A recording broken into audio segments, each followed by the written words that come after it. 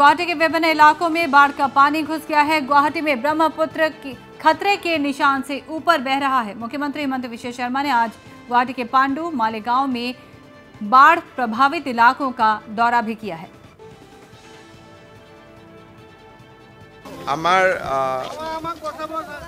पांडुर विभिन्न अंचल ब्रह्मपुत्र पानीये बैकफ्लो करी गोटेखिनि प्लावित कर दिছিল। राइजे विचारिছে যে सुइच गेट এটা হ'ব লাগে।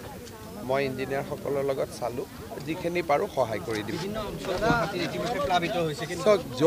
য'ত যেনেকে পৰা যায় GMDA বা আমি চেষ্টা কৰি আছো, কিন্তু একেবাৰে সমস্যাবিলাক সমাধানৰ কাৰণে বহুত ডাঙৰ এটা প্ৰচেষ্টা লাগে। আমি য'ত যেনেকে যি পাৰো আমি কৰি আছো, যিমান দূৰ কৰিব পাৰো। এতিয়া ব্ৰহ্মপুত্ৰৰ পানীটো বাঢ়িছে, ওপৰত আছে। আজিৰ পৰা কমিব পানীটো। মই যিহেতু ওপৰত বৰষুণ হোৱা নাই, এতিয়া পানীটো ওপৰত থাকিলে সুইচ গেটলৈকে সোমাই আহে। গতিকে এতিয়া ব্ৰহ্মপুত্ৰৰ যোৱা 3 দিন ওপৰত আছিলে, আজিৰ পৰা কমি যাব।